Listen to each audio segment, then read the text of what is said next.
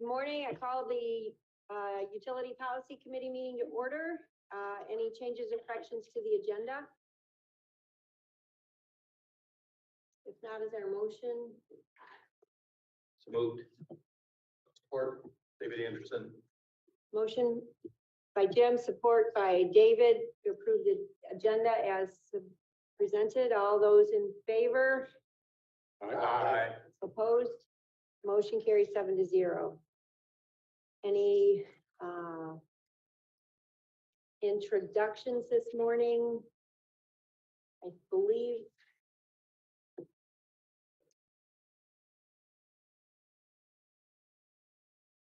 we want to go around the room. I think everyone's been here before. Okay, at this time it is nice to introduce them. Acceptance of the May 11th, 2023 draft minutes.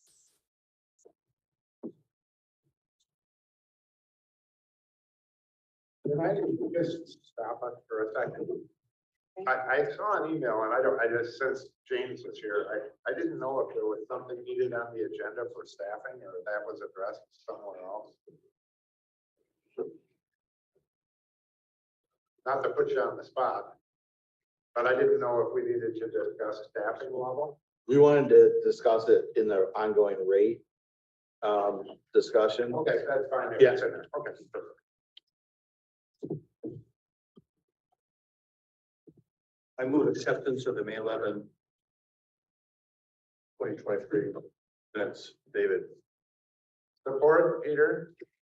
There's a motion by David, second by Peter to accept the minutes of May 11th. All those in favor? Aye. Opposed? Motion carries. Any public comment this morning? We do have a number attending virtually. Any public comment virtually? Looking for any raised hands? And not seeing any, we will proceed to unfinished business, the water connection fee. Item. Hello, can you hear me? I'm sorry, I'm trying to tune into this and Yes, I just figured this out. Hi, my name is Jacob Kaderi. I live just south of Galesburg in Comstock Township. And we have city water, I think less than half a mile away on one side and about 3/4 a mile away on the other. And we have very poor water quality from our wells, high nitrates, high shale that really wreaks havoc on our piping, and it's unhealthy to drink, and the pressure is low. And I would really like to lobby for and push for connecting and including our neighborhood and to completing the circuit of city water so that we can have a nice, trustable, healthy, good pressure water source that does not degrade our appliances, and it's healthy to drink, and we don't have to rely on low pressure RO water systems and the like. It is an ongoing issue. Just in that short time that I've been there, I've had to replace my well pump once already. And that is after many attempts for the previous owner that I guess I'm learning more about as the more I live in it, to get a nice, trustable water source. There's, and my neighbor, I've talked about how he had to settle on his well, and my other neighbor Joe Passage, who has called our representative Brett Paget to lobby for getting us included in the city water, because quite frankly, it's more than a convenience, it's a need. It would be, the water is just not healthy and it's very unclean, and we need some help from you guys to lobby for completing that city water circuit. And I really do. I've never really done anything like this before, other than we really need you guys to consider including that Larry V. Coach and Carriage and Larry V. neighborhood and expediting that system to complete the circuit from south of Galesburg, that housing district, just south of the highway entrance and exit, and up through ML.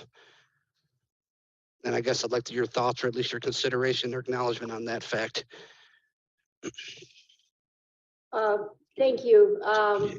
This is public comment, so there's not a lot of dialogue this morning, Jacob.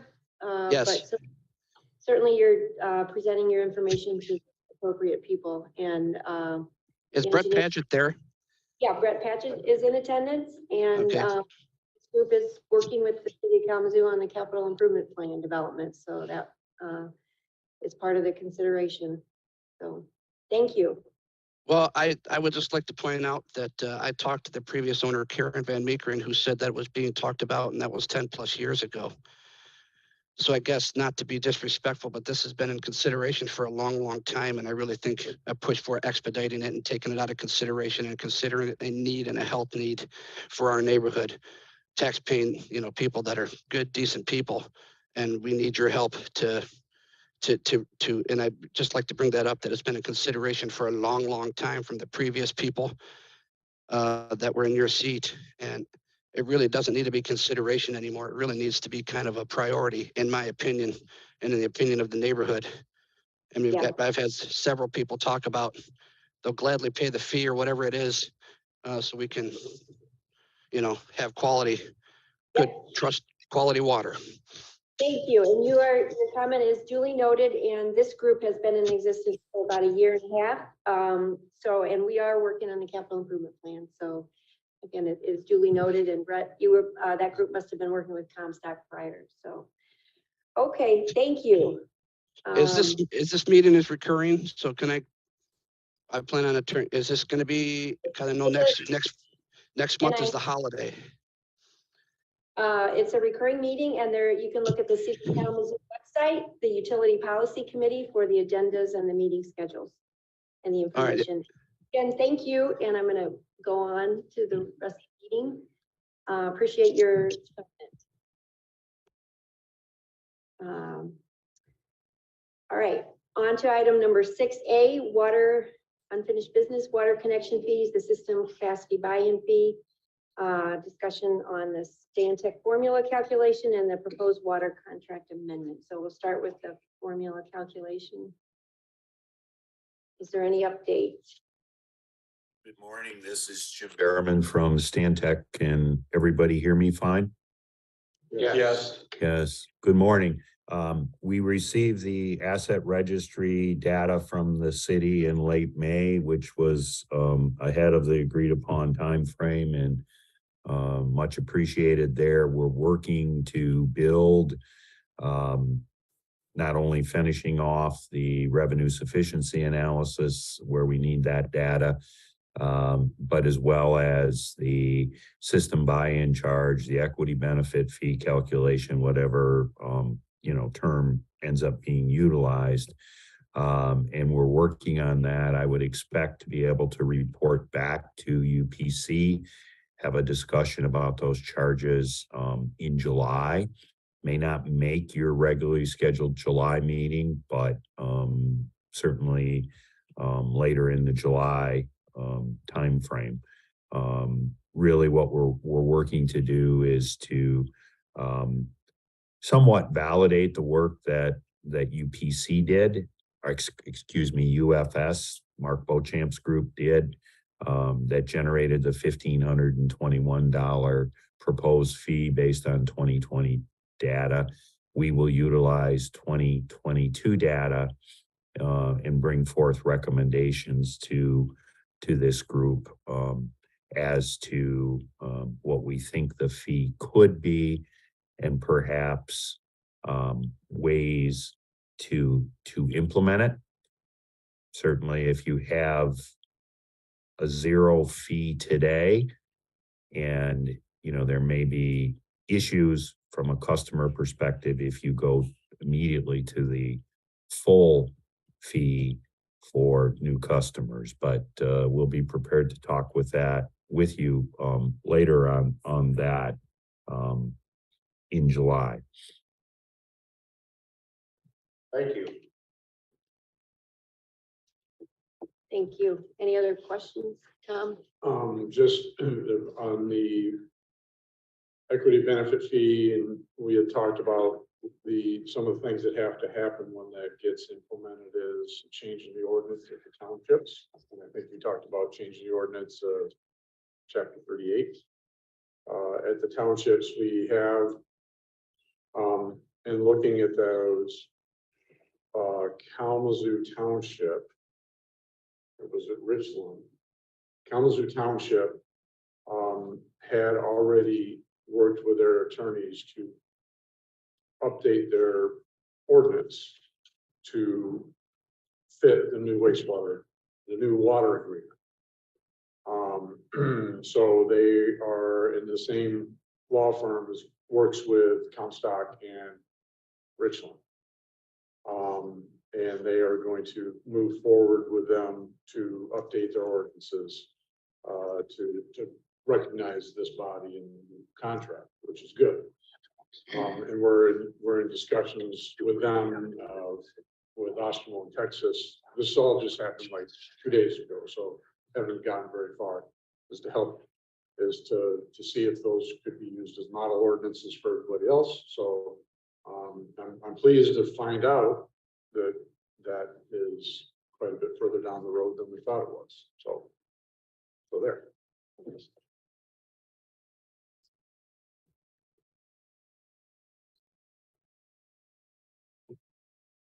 Then on the proposed water contract amendment. City has a new attorney, correct? Well, we will later this month. Oh, okay, We are, okay. we are literally at the transition point right now. I Okay. think, Clyde Robinson's last meeting with our city commission will be just a little less than 2 weeks away.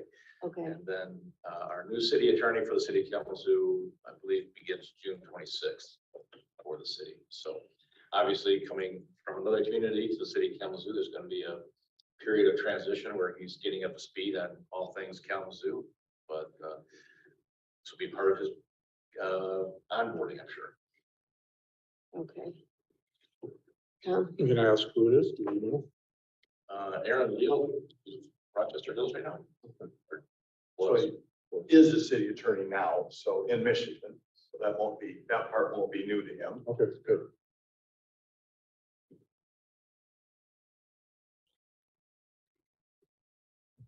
So I don't think we have any drafts or anything to discuss on that point. No, Yeah, So Libby, the methodology has been shared with Stantec, right? And they're gonna make the calculation. mhm, And then the attorneys, I think, per the minutes, they're gonna craft the amendment for the agreement. And then, Tom, the thought was that would begin to be charged in 2024, is that the concept? Yeah. Okay, so from a timeline perspective, probably, Stantec will provide something perhaps in July or later. mhm. And they can work with the attorneys to craft that in Look at that in August or something. Or something, just kind of where are we gonna go and when are we gonna get it done? And then I would think you work with the townships, to get some, I would suspect everybody's got to approve the amendment, right? Mhm. That would be probably a month-long process, perhaps. Yes, So we need something likely by October, written formal to get it done. Okay, just to have an idea. yeah, and I think that timing can go hand in hand with the ordinance change that I just talked about. Okay. Because I think all that needs to sort of happen at the same time, and that timeline seems to work for all of Does that. that seem doable with the ordinance? Yeah, especially since there potentially is a model ordinance already out there, so. yes. The other thing about the ordinance is whether there's community pushback on it when it comes to passing it. Is there any sense that there'll be concern relative to this, what will in essence be a fee increase for new users? Any sense of that at all? No, I don't think so, because what's gonna, along with the ordinance change, is gonna become, is gonna be a decision by the boards, their fees.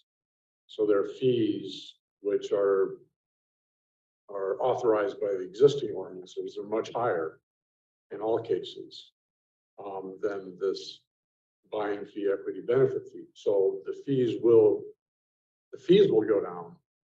It'll be supported by rates long term. So I don't see there's going to be pushback. Thank you.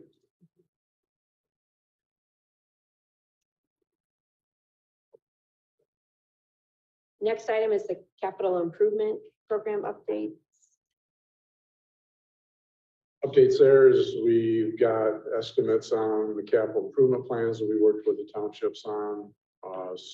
Had a meeting with James on that, talked about it, and I've transmitted that over to him because there was some booster bleeder station discussions we had to have. So James and his staff have that to look at it. I sent it out to all the supervisors of the different townships, but it's nothing new for them. They've seen that before. But it just puts together the different projects. And we also included a second part of that is the neighborhood projects that aren't system improvements, but neighborhood or, service extensions, which is, I think that the gentleman who spoke before, that's on that list, right? Yeah. So that's on that capital improvement plan. Okay. So it's a system improvement that we're tagging along with. Yeah, yep. But and this sort of rolls into discussion later, but the neighborhood projects is we have to develop a policy, how we're going to approach those. Again, if a neighborhood comes in and wants water, there's not a lot of neighborhoods that come in and want water. Other than this, there's every once in a while there's one. There's not a lot of them. And do we want to push water into neighborhoods where they don't want it? And then they got to pay $6,000 to make the connection and $1,500 in equity benefit fee, and then pay city water fees. So we have to figure out a UPC. Do we want to, aggressively, or do we want to pursue that to get more service out there? Do we want to let those people come in? Because if we're putting water in a neighborhood and there's only $1,500 coming back to the system, they're being subsidized quite a bit through future rates. And I think that, again, with most people not coming in, I don't think there's a big risk that that's going to have a huge impact on rates. Because the neighborhood we're talking about here, I don't remember the number, it might be a $500,000 project. So if you have a $500,000, $1 million neighborhood once every couple of years, it probably isn't going to have, that's not a big driver. But we would need some means of saying if a neighborhood came in, does there need to be some kind of a 50% of the people want it, or we haven't crossed that threshold. And then there is the possibility of assessing something in addition, theoretically, in the contract to cover the costs of that. We can do that on a project by project basis. Do we need a policy that says? I think that we should, because then if a lot of them come in, then we're debating policy every time. So I think that it would be useful to have a policy, a general policy, unless there's some specific reason we want to get away from it, that we apply to all the neighborhoods, so that it's consistent, so people can plan on it, and that we don't blow up the rates in the first couple of years. But on the other hand, if never comes in and 30 years from now, we're looking for stuff to do with our money, I don't know if that's going to happen, but then we have the ability to push it into, and policy can change. I mean, the policy can change as people, their appetite for public water changes. Do you have a policy now, James, that says, I mean, I assume like the city is pretty much all water, right? everywhere? The most, I mean, there's always, you could find, I'm sure you could find something that's not. But I don't know if there's like a, you know, if you're going to go into a new area, should we craft something that is a, you know, 3 paragraphs saying if you're interested in water, you should have a petition of. Yeah, for main 50% of the extension. People, or, Yeah, I mean, it's been a long time since we've acted upon it, but our policy is essentially there has to be a petition. okay, And then, you know, the petition has to be majority favor, so, Okay. you know, 51, okay. 49, or, you Is know. that greater something than- you could share with us maybe at the next meeting, or, you know, have a. Yeah, I think, plan yeah, Forward, just so we could consider it it. might be in our ordinance, I forget exactly where it's at, but, we should be able to find it. And then maybe we Some- say that's the. Yeah, I think That- the townships that have was- the same, Plus contamination or something. Yeah, but just to have something in place, Mm-hmm. so when this gentleman is interested in water and his neighbors are, that they have a means to get it on the construction. I think with this case that we just heard today too, it's important to note that there's not water available, so there's no transmission down, you know, ML. So we stopped short. We crossed the highway to where Station 39 is. And then there's a big gap all the way over to 35th Street and then all the way up to Castle Creek. So there's water at Castle Creek. There's water on ML kind of south and adjacent to 94, but then there's a big stretch. There's just no transmission main. There's nothing there. So for us to act on the call that we received today, there's the issue of, you know, petitioning and getting in the neighborhood, but then we can't connect pipe to gravel. So Right. we need the transmission. The system has to expand. And then anytime the system expands, we've got to look at that and model it to see, do we need towers? Yeah. Do we have enough to support that? You know, do the pressures work, everything else? Well, but in the discussions I had with Steve when he was still here, that was on your list. I don't know if it was on the capital improvement plan, it might have been on the illustrative plan, but it is in the city's long-term, because it does help that pressure district over there. Correct, yeah, it's in our long-term goals. I can't tell you whether or not it's funded CIP, and I can tell you it's not within our 5-year plan right now. So I think these all tie in, like, with kind of the big picture of the idea of, you know, the city is obviously pretty well built out, but the township's having a master plan of what is the plan for the township. Having the UPC be aware of that. That then ties obviously into a system capital plan. What are these capital needs for the system going to be over the next 5, 10, 20 years? Based on growth trends, based on needs of the system, et cetera. You know, and then how do individual projects then tie in? So obviously, I'm not saying anything that most people don't already know. But then when we have a project that comes up, does it fit in with the capital plan or not?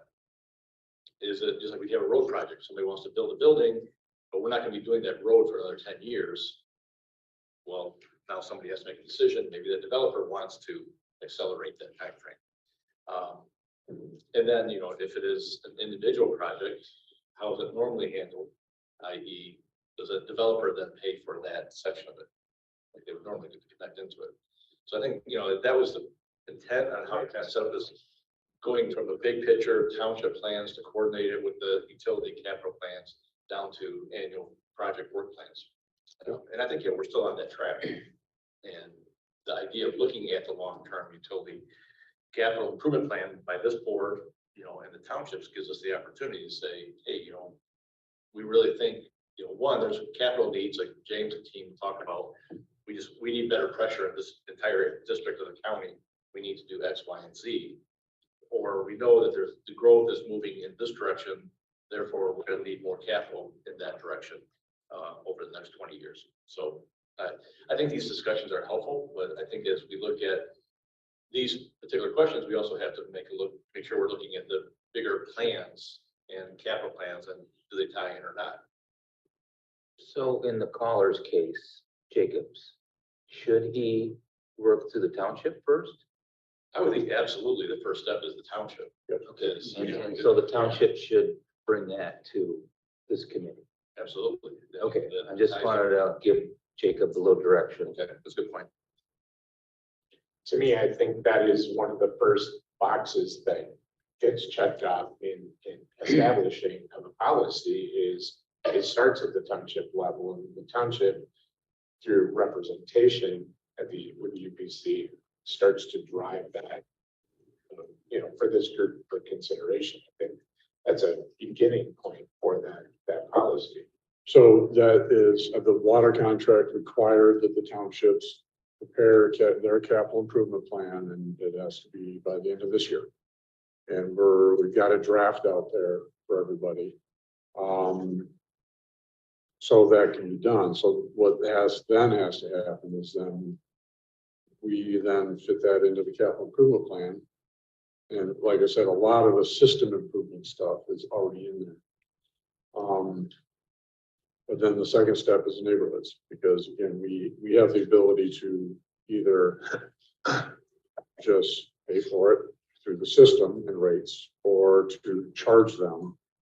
So right now, without charging them, they would, so a developer situation is a little different. They're going to still build their pipe. They'll pay their EBF. But an existing neighborhood, they would pay to connect $6,000 and $1,500 EPF. And then we decide if that's enough or it should be more.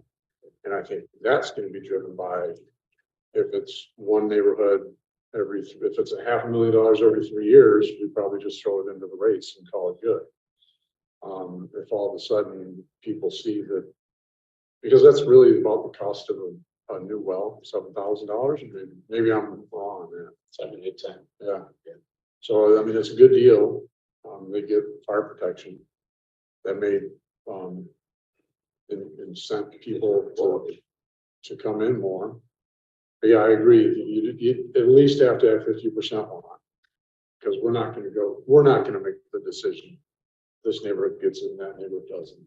Only if they come in and say they want it. And then we need to decide if there's any additional fees that need to be, but we need to know that before they spend the time figuring out if they want 51%, because that's running the petition around neighborhoods not easy. So we sort of need to set that policy. And the problem is you set the policy because based on a market, you don't know what the market is. So, but we can always change.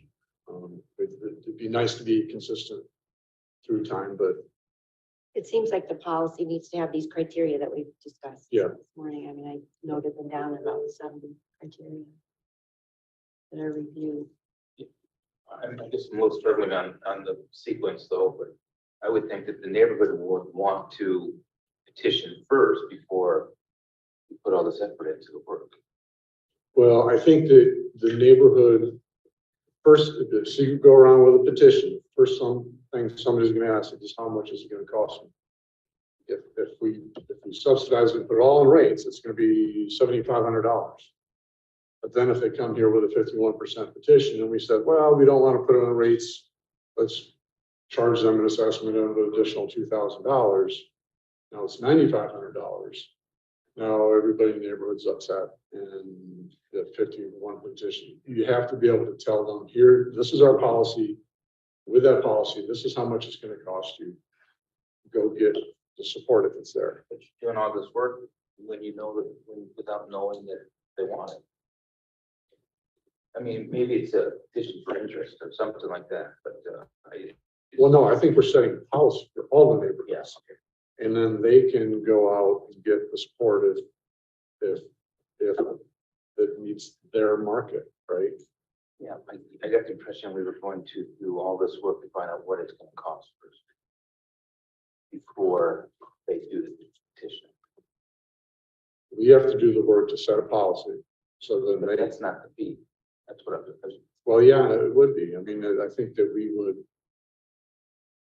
again, we can set rates and charges for, and if there's a neighborhood that comes in, we set a policy that it's, obviously they got to pay the $6,000, they got to pay the EBF, and they got to pay an additional something because it's a neighborhood project and it doesn't really help the system other than there's more people on the system that pay into the system. Yeah, that's the number that you don't Yeah. know. Okay. And if we say 0, maybe there's 20 neighborhoods that come in and say we want it. If we make it 5,000, maybe there's never any neighborhood that comes in. Or it's a calculation. So that's our discussion. What do we want to charge that? And what is that, again, what does it do to the market? And people find that it's affordable or not. So Jim, like a specific case for carriage estates, we just talked about, just put together a cost estimate for that neighborhood project to be between $540,000 and $650,000 to do that neighborhood. And so what I think we're saying here is that, what do we do with that 650,000? Is that paid by the neighborhood or is it paid by rates? And that's a policy decision. And where we go with that is going to really dramatically impact the citizen level interest in that petition. So what I didn't understand about that is Tom already did the work. Correct. We already have these numbers, so we know all the neighborhoods, existing neighborhoods that are likely to. I'm good. I just didn't realize that that work has already been done. It's in draft form at the township, so we'll have discussions with them and then submit it to the UPC. Is there a way for you to, as we proceed with perhaps, taking a look at the policy, and if we say that's what it is, that's what it is. But also to say, the neighborhoods and you say, this one's 650, and so it's gonna be $100,000 per connection, cost versus, just because I don't know how many people live there. But if there were, as we proceed, if you could maybe say, here's the things that we know that are out there and nobody's asked for anything other than this group. And this is how many houses are in each one, just to give us some kind of scope, if that makes sense. What I'm trying to understand that, like, if you go to XYZ neighborhood, it is $100,000 because there's 6 houses there. We didn't go that far. We just said the neighborhood, this is very high level. Yeah. So it's neighborhood has from GIS, 5,000 feet of pipe times $250 a foot. Okay. And so it just gives us a sort of an order of magnitude cost. It doesn't get into then how many houses are served. But we did, when we looked at it, we just made sure that it was just neighborhoods with higher densities that are, 100 foot, 110, 120 foot frontage, house after house. Because even then, that is probably a $15,000 per home kind of project. Right. If you get out running down a neighborhood where you have 200 to 250 foot, then it doesn't make sense. It goes up from there. So like the carriage estates, that's about $22,000 per home. Okay. There's about 30 homes Okay. in that area. So that's the policy discussion, is that when you take that petition around to your neighbor and say, hey, would you connect to city water for $7,500? Price of a well, yes or no? Or, would you connect to city water for $30,000? Right. It's a different conversation. Yeah. So the point though, the 30,000 is the true cost. That is the cost. So Correct. Yeah. that has to be the default. Yeah. And that default is whether it's, again, we're not talking life safety issues here. We're not talking emergencies. We're talking, somebody who's asking for something. So the default being, here's the true cost. Option A is people who ask for it, pay for it. Option B is the township somehow splits it, does a long-term assessment. Somehow there's some kind of long-term assessment that goes involved into it. And option C being, somehow split over to the entire system. So, but I think you start with what is the true cost, Right? And why is it being asked for, and then you start from there. And I think I mentioned it last time, but again, just the default of growth pays for growth. So again, these are things that the system are going to have to maintain long term. So we have to build that in at the front. Do we ever look at, there's an ROI to the water system by adding this neighborhood? Is there ever, or it's not a return on your investment to extend that? I mean, or just it's a cost? Yeah, and I think as a utility, broadly speaking, at a macro level, it's important for us to continue to grow. it's important for us to continue to add customers to the customer base. So there's value there. There's value there. When you zoom in, and depending on how far you zoom in, that, you know, the exact economics of that, you know, one house decision, it may not be as finite. It may be more difficult to get to the same conclusion. Yeah, there's value to having more people on the system. But you gotta figure out what that value is and compare it against how much we subsidize each person out there. So who's coming up with this one? Yeah, so I was gonna say, Tom, are you gonna look at this ordinance? Is that a think tank thing? I don't know. I mean, that's the UPC makes this decision. I don't know if Jim is still there, is Stantec could offer some useful advice here, or is this a policy decision?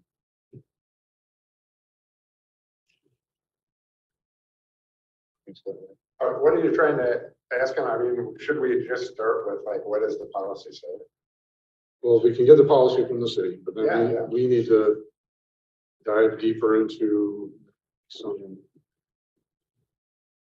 maybe some financial analysis, some engineering analysis on what the cost is Of expanding? to each home. It's the finite thing James was talking about. So each home, if it's $20,000, make that. If it's $20,000, nobody's gonna ever connect. But there's value to having those people on the system long term, because they'll be there to help capital costs in the future, right? So there's some middle ground where it's helpful to the system, but we're not subsidizing those people too much to the detriment of the financial detriment of the system. I mean, you are doing some other things like replacing lead service lines, right? To the tune of $10,000 each connection or whatever. That's mandated. But we have I totally understand, but it's money. Right, yeah. These guys, if they connect and they're out in the country or whatever, or need water, it's gonna be $20,000. These guys in paying 10, they're not being asked to pay a 10. And these guys are gonna be asked to pay more, you know, theoretically. And it's up to the UPC on a case by case, you know, perspective. You know, do you go out there and say, what is the real cost, or maybe do a study of this neighborhood and say, what is the real cost of us gonna be doing this? And it's gonna be $12,000 to the rate base or whatever it might be. I mean, we're just throwing numbers at the wall at this point. But maybe just do a little look-see and say, you know, this is probably an average neighborhood and this is what it would be. And then do we say our general policy is gonna be $10,000 plus a $1,500 connection fee?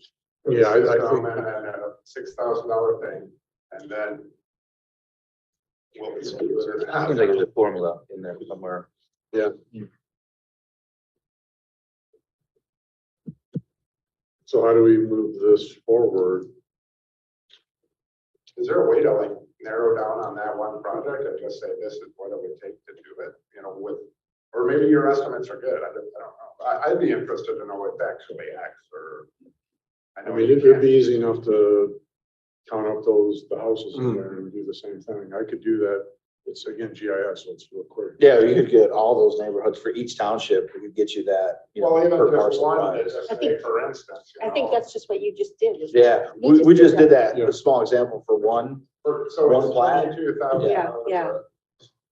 And that's before you change the system. Well, that's the 22 for the main, and then there's 7,500 for, you know, 6,000 connection, Yeah. 1,500 connection fee, which the total cost would be about $30,000 for this one example. Does that doesn't get you the transmission? That does line? not include the transmission. Yeah. No, we've long held the belief that, you know, common to all assets takes towers, transmissions, benefited the entire system. Certainly UPC has an opportunity to, you know, continue to engage and look at that policy. You know, there's always that final mile discussion of, you know, if you need $30 million of station to go to one more customer, that argument falls out. Right. So I think that maybe what we do is we look at your policy, for the next meeting. You can reach out to Jim to see if Stantec has any, advice on this discussion. Yeah, what's your break even point for, you know, Yeah. what is the break even point to add a new customer to continue that future value of having customers? And then I can have Penny go through and just have the number of houses and just do the division on the spreadsheet and bring that. Sure. And you're saying, you're saying that your list, most of the places, they don't even want water at this time. We have one. Yep. Right. And then we have Shields Plat and Comstock, who has periodically come in and asked for water. Okay. Part of that is they were sort of isolated from the transmission system. Okay. And when we did look at it to provide water in that neighborhood, the cost of the transmission and the booster leader station blew that up. So if it comes in after that project, and I'm not sure what the date of that is, makes a big difference for that neighborhood. So those are the only two I'm aware of. At least we can continue with the research of it. And policy, and if we determine we're gonna charge 30,000, then they may or may not wanna hook up. Or if it's 7, they might want you to.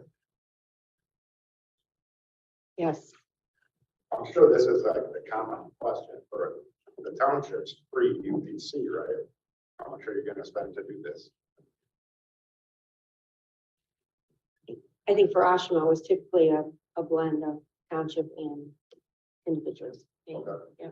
Yeah, so the example that we'll probably talk about 26th Street, that Comstock did, they charged the connection fees, front foot and parcel, and you collected maybe half of what it really cost.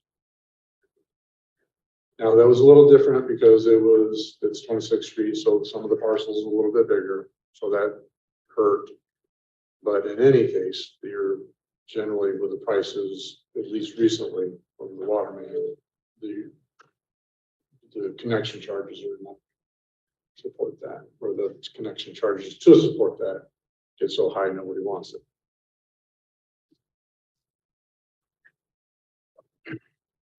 Okay, good discussion. Great. 6C, the utility financial policy, continued review and discussion. And my recollection is the last time, Jeff, you mentioned that the city was still digging into that history there. I don't have anything new to report this morning on that. So back down this document. Okay. Item 6D, the Stantec update on the 2023 water rates. Jim? Yes, good morning again. With us on the call is Laura Arturo from our project team. If someone could grant her permission to share her screen. But basically we continue work on it. We had a discussion with James yesterday regarding the return calculation component of the rates, and further discussion is continuing in that regard. James asked us, it was about a week ago, James, as I recall, to take what I'll call the base case, that is the green columns that you see, and that included adding 5 additional staff. And James asked us to then modify it so that we would add 10 FTEs. So as Laura is moving her cursor there, we added three three employees in 2023, and then added the additional 7 starting January 1. The point is the kind of the new scenario, the blue plan, really indicates that the additional 5 full-time equivalent employees really doesn't push the needle at all. That you're looking at this point, 8% increases here under either plan. So the good news is the additional 5 FTEs in headcount doesn't really affect what customers will pay. And again, these numbers are preliminary. In that regard, we do not have the return component in here, which I will say could have a significant impact. And James and I had a discussion yesterday about that, and we'll continue some discussions, I'm sure, to kind of bring that issue back before UPC as well.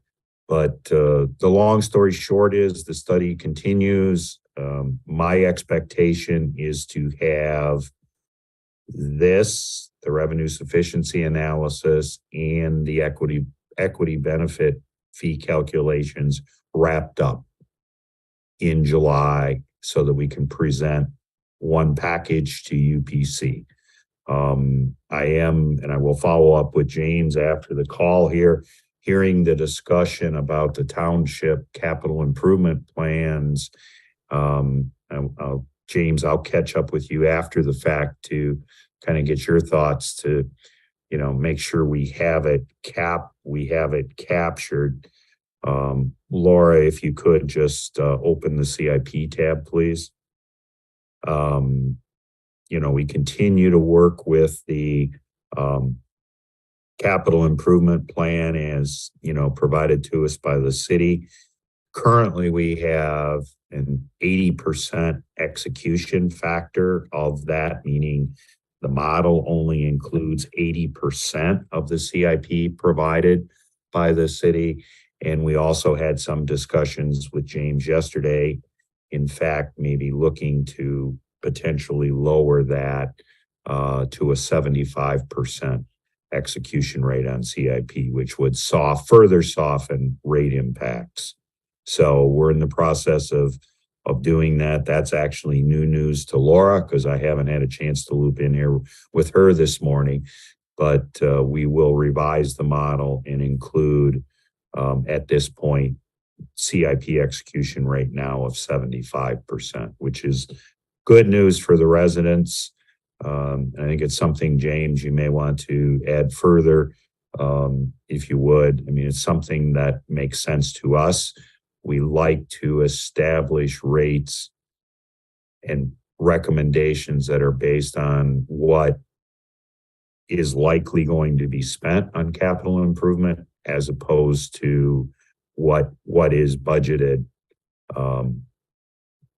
and so forth. So I guess, Laura, if you want to go back to the summary panel, please. And that's kind of where we're at. In summary, we're comfortable, with the additional headcount that the financial plan, moving from 5 to 10, does not have any significant impacts on the need for rate relief. Jim, if I may, maybe offer Sure. down here. So we were originally looking at an analysis that added 5 FTE in 2023 and 5 FTE in 2024. And then we asked you to correct that analysis to add 3 FTE in 2023 and 7 FTE in 2024. So that's still net result of 23 and 24 together. Still, it's 10. So the overall didn't change. It was just a redistribution of how that came forward. And then let me, if I may, back up a little bit for the UPC to re-engage this discussion. Going back to the administrative consent order that we signed with Eagle, there was a requirement within that administrative consent order for us to study and look at managerial, technical, and financial capacity of the utility. And, really what that gets to was a series of consultants and studies that we brought on, experts in leadership and management and engineers that looked at and compared our staffing and how that compared to other utilities and, what was needed, what workflows we're doing and everything like that. The conclusion of that report recommended additional staff within our water supply groups, some of our water engineering groups, and a little limited number within our water distribution group. So that then led for us to submit through the city manager's office a budget request. This was back in 2022 for additional staffing. With the utility, any staffing request really is a function of rates. And so the city manager at that time really needed to understand what those rate impacts would be to give a determination on those position requests. If we go back to that time period, we were dealing with rather dramatic increases of sludge costs and a rather instantaneous need to raise rates given the information that we had in front of us. We didn't feel that we had the time and information available to make a sound decision on those positions. And so we held that decision in abeyance until we could further analyze it. So we've got our feet back under us, so to speak. We've reached out through Stantec to really try to understand what the impact of those 10 positions would be staggered in over 2023 and 2024. And that's where we've got that final product in front of you here in the FAMS model. As measured, it puts about 1% in 23 and 24 for a revenue requirement. But as Jim stated, it's such a small fractional amount. It's perhaps hard to measure when other things are happening within the rates as well.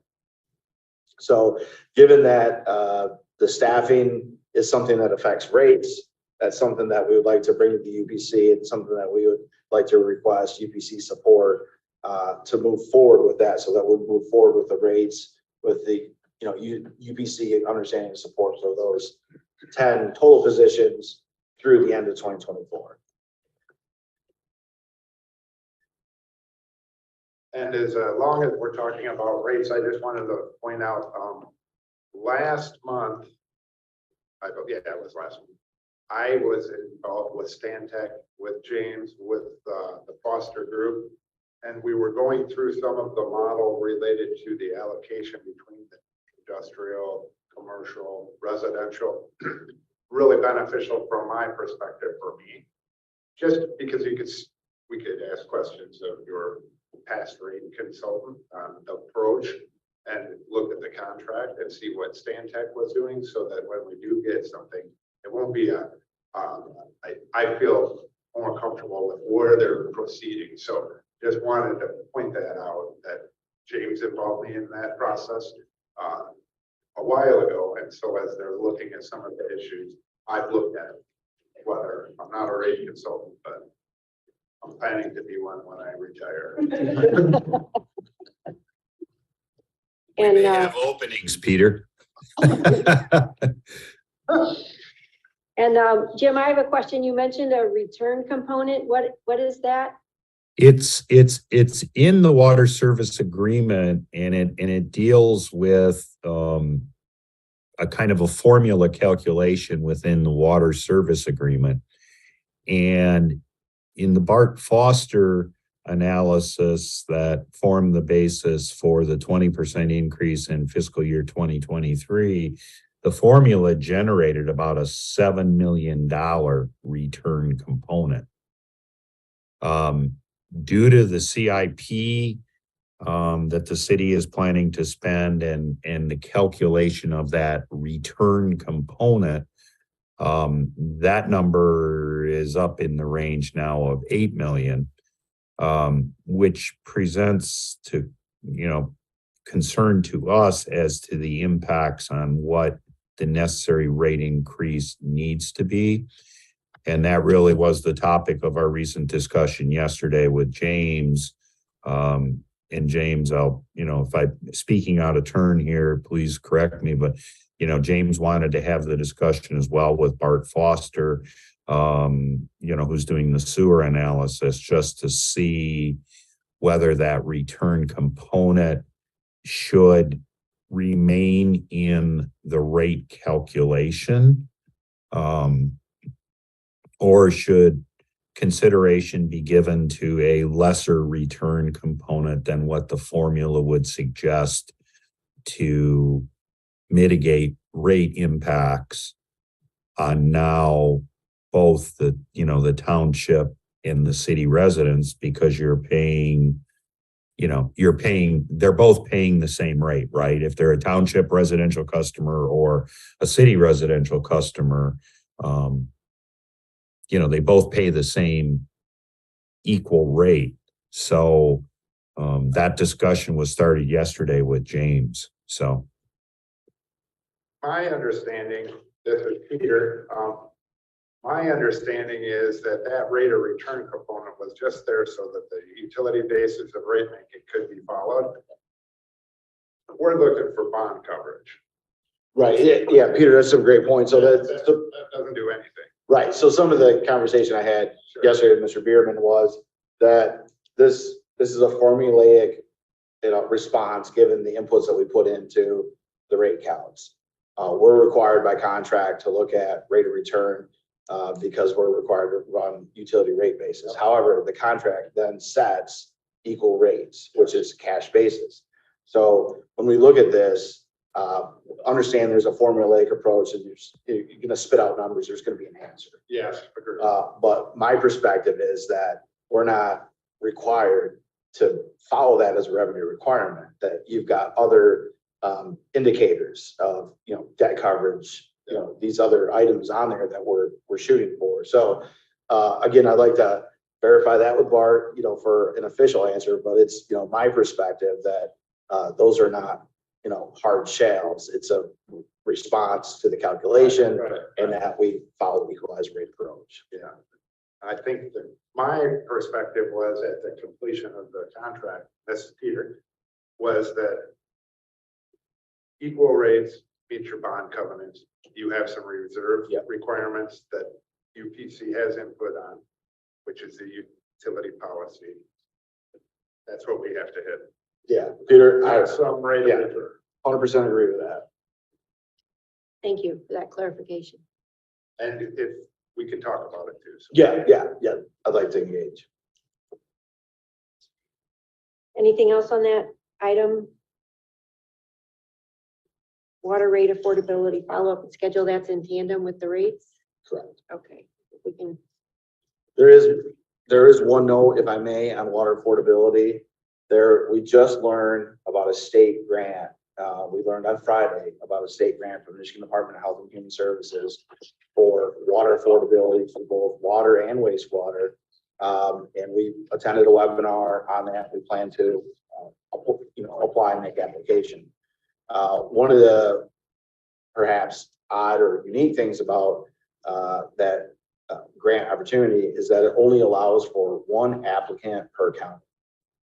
And we asked, very structured question to say, hey, there's, more than one utility in Kalamazoo County. And in fact, there's two rather large utilities in Kalamazoo County. And the response was one per Kalamazoo County. So we've talked internally as a team, and we came to the conclusion that it would be best served if we followed our established water affordability program and bring in other recognized name and include other municipalities in the grant application so that they could also take benefit of that.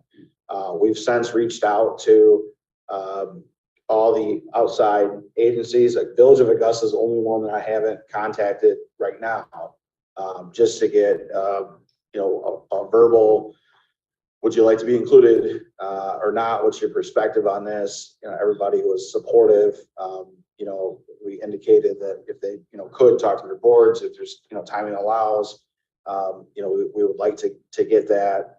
And then we're going to be asking that same group for letters of support to put into the final application process. The application is moving very quickly. We've got to have all questions turned in by the 12th. The end of technical support ends like on the 15th, and the whole final application's in by the 29th. So we're running as fast as we can. We recognize that, you know, from a utility perspective and a water affordability, we've got a program that's essentially ready to go with established commitment with community action agencies, South Central Michigan. So our thought is just to plug everybody in the county into it, and it's, you know, one number to call regardless of who you're served by in the county. And so hopefully we're successful. If we're not successful, we still have the water affordability program for the system, as we've been talking about and outlined. So something I want to make sure we brought to the UPC because we're going pretty quick with it. That's great. Thank you. Mixed timing of doing that study. Yeah. Perfect. So it's 25 million total? 25 million to 83 counties. It's not going to be even across the counties. We just understand that, you know, Wayne, Macomb, Oakland are probably going to see larger numbers. And then there's, you know, probably some like Schoolcraft County, not so big numbers. So. Thank you. Item 6E, projects review. Ongoing, I don't think that relates to some of that So the neighborhood policy. Yeah, well, no, this relates to a couple of capital improvement projects, the Oshimo West Main 7th Street project and Comstock 26th Street project that happened during this water contract or are happening during the water contract in this period before the capital improvement plan has been finalized. So we need to, as a UPC, decide whether to support those as part of the, you know, the capital improvement plan. Maybe we say they're too late, they were already planned, they've already been spent, or we grandfather them in, they're not in the capital improvement plan, but they do fit a capital improvement definition. 26th Street was built 6 months after the water contract, something like that, and Oshimo is gonna be built. So it's a total of about $350,000 worth of work. So I think UPC needs to decide how to approach that. And then if we support it through the system, how does that get paid? How does it get reimbursed? There's some more, but sort of a high level. And I don't know that we need a decision today, but we need to probably make a decision and move forward. Do we have administrative recommendation? Well, I mean, they're system improvements. It's, you know, it's good capital. You know, it's in line with, you know, what we're doing moving forward. And I think, you know, recognizing that we're coming together as a UPC, this is still really a new program, and we're just now bringing in the capital, the full capital. There has been capital showing up, but we're bringing the full capital now for all the townships into the program. And so, and it's taking, they'll show up for fiscal year 24 is when you'll start to see that. So, and you know, we signed in you know, 21. So there's some, you know, starting, you know, lag, if you will. And so, you know, Just wondering if you had a recommendation. yeah, I mean, yeah, I mean, yeah, it's, well, I guess what I'm saying is it's fair. You know, it's, you know, under the spirit of the togetherness of the agreement, you know, it would think that they would be covered. Thank you. So would that be something where maybe for next year, the city would just record the asset associated with that capital? Or would you have already for Comstock? So we would record that as contributed Okay, when it comes in. and then, so that was likely, the project was done when, correct? Or, but that's what was it for? Yeah. Years ago. Okay. So that would have been put on the books, would it have been that long ago?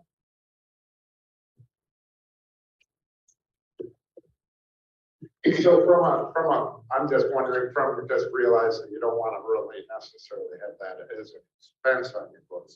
It would be great to have it as like when Optimo does theirs, you have it, you put the fixed assets on your books and you make the payment, but it doesn't hit the bond coverage. Right, well, so it, perhaps it's somewhat similar to like an upsizing agreement. Okay, Comstock did the work. We've got the investment, we're booking the asset, but Comstock needs a check. yeah, So how do we get Comstock that check? right. You do a 2024 part of your capital. Right. Is that a possibility? I think certainly if UPC would like to see it prioritized, I think there's certainly possibilities that they're just, like upsizing, there's possibilities with upsizing. I think we just need to understand, what the total costs are and then get some, what the overall direction from UPC is on it. Sure. Does it make sense to get James that kind of information and maybe talk about it again next time? Get information. To get James like the information on the cost side Yeah. for these projects, or maybe We have them, right? Right. Yeah, we got a bid, it's not as built, and we got as built, so we have an idea. Yeah. 350 total. But, yeah, and give you time to look at that. It would make sense to do a payment in 2024 or whatever, you know what I mean, rather than say, well, we're gonna pay it right now. Right, yeah, I'd have to go back, I don't know how we would handle it, I talked to Mr. Vicinzi, Sure, talked to State Tech. I'm sure there's a way we could figure it out. It strikes me as very similar to like an upsizing, there's something getting built, we're gonna take ownership of the asset, there's no question about that. It usually would come as contributed, but then there's also gonna be kind of reimbursement going back. The question is that the direction the UPC wants to head? And James is saying that's makes sense. Yep, and I support that direction, but I mean, initially, I think we need to have more discussion, but Sure. then there's also, I think, the township side that they are no longer, that reimbursement is going into a fund for water capital and water expenses, which a fund that technically, I mean, they don't need as much anymore going forward due to the water contract. So then the townships have their own question, what are they doing? Right. Yeah. Do they want that reimbursement? And some of the determination. Yeah, yeah, that I was gonna mention. Yeah. We haven't had detailed conversations with both townships, it's been just real high level as to how it goes back to the EVF. So the townships are gonna zero out their connection charges because they don't need that money anymore, other than for surcharge. And they have fund balances that they don't know what to do with. So there's issues, which ties back into that ordinance. yeah, So, okay. and it could tie into the neighborhood discussion. Right, because it seemed like there's fund balances that came from water fees. Yeah. That would need to go back, benefit water services somehow. Correct. In that community. Correct. For their projects that Yep. can be implemented through that.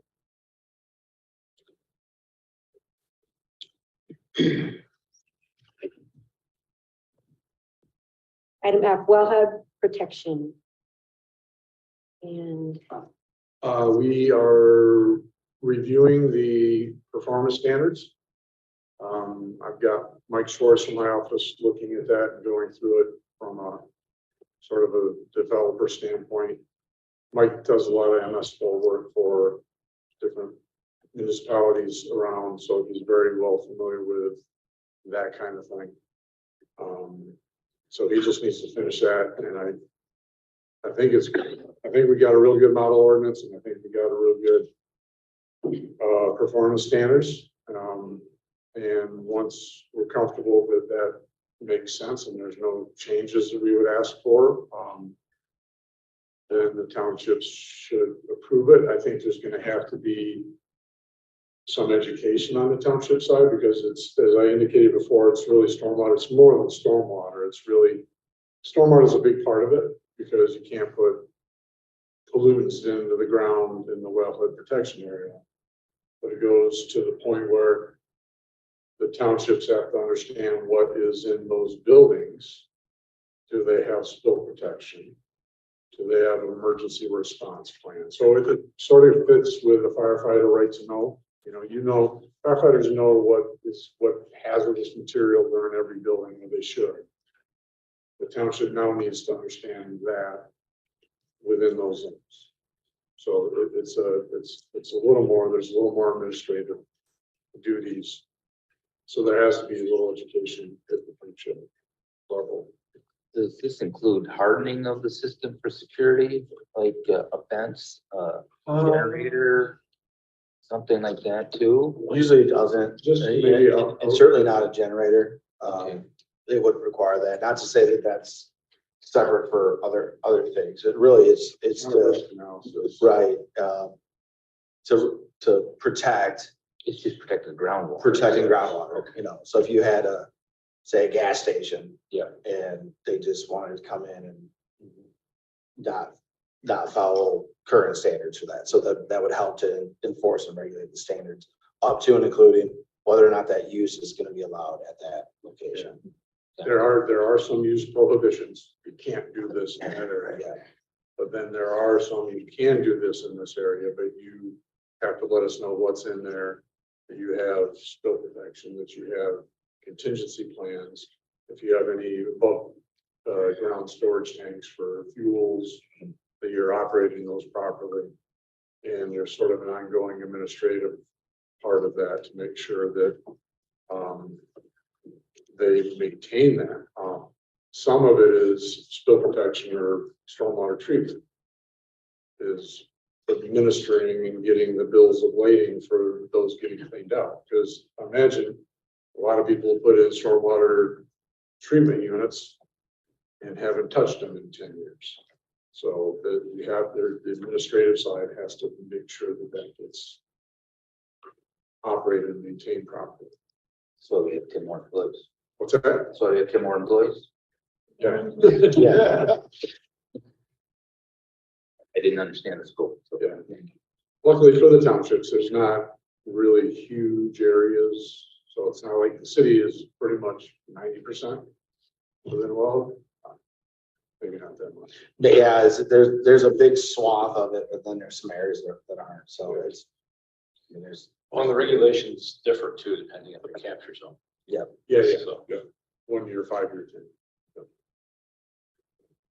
So that we're getting very close there. And again, the timeline there would be sort of at the same timeline we're talking about at the end of the year for everything else. Any other questions?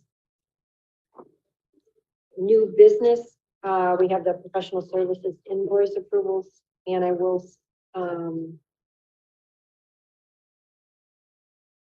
I got information right before the meeting that there are 2 BICE invoices now. But we're going to talk about the first one, the 540 is included in the second one. So they're the last page in the packet and also the first page of the invoices are the 2 BICE. So we're looking at approving I would say the last invoice, the January invoice had not been submitted in the April. March we already approved. So it's a little confusing. I would make a motion that we approve the second invoice that includes the first invoice Yes. for Vice Associates. I'll support that. Motion by Peter, second by John to approve the vice invoice as described. All those in favor? Aye. Abstain. Motion carries, see, that's 5-0, 1 abstention and 1 absent. And I would make a motion that we approve the Brian Newhoff invoice. Support. There's a motion by Peter, support by Jim to approve the Prine and Newhoff invoice as presented. All those in favor? Aye. Abstain? Opposed? Motion carries 5-0, 1 abstention and 1 absent.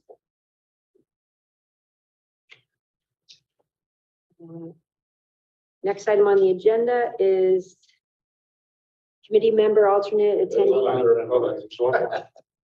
I move to approve development Hefner, Thank you. invoice of $1,158.50.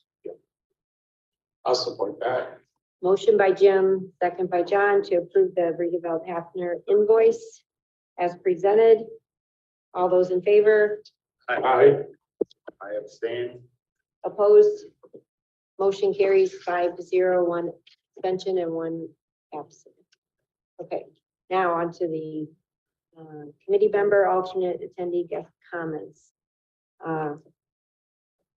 Jeff was saying, Going back to Tom's comments earlier, I just wanted to clarify that Richland Township did update their water after water agreement. Our ordinance had been updated. Ours With the. with in Roxanne. Good. Yeah, we are no longer connected. Water connection. Brett, Thank you for the conversation on the projects. Anna, Gary. Gary, Just asking if, I'm hosting out, evaluate. 3 years, you say, last 1 year, highest month of the day. They're gonna check the pressure at, maintenance on Friday, the rest of that. Is that countywide or is that just my system being evaluated? So Or each, my asphalt? correct, each system, each fire department is evaluated independently, and depends on your system. So with you, you've got, your own or a group of fire departments, and then you've got your own Charleston Township water system. So there's, in Galesburg's water system, that's a separate ISO evaluation.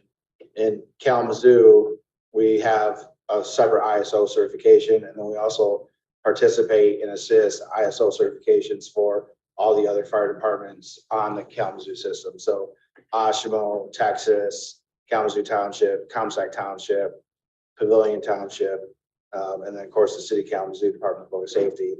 We support the ISO certifications through all of those, and those are all happening at different times. And we're just getting ready now to start ISO certifications for City of Kalamazoo Department of Public Safety. You're not the only one. No. Thank you. Tim,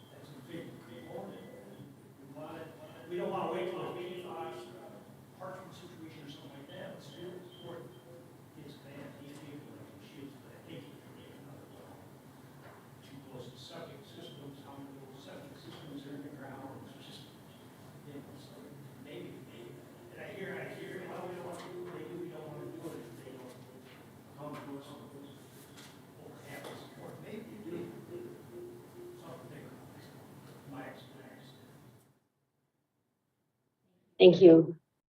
Good. Any online comments?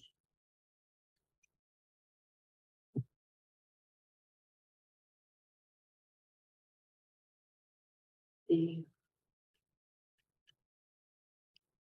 not seeing any raised, oh, there's, No, just good. That was a thumbs up. okay. Thank you all. Our next meeting is July 13th here at Asheville. And we've exhausted the agenda and we are adjourned.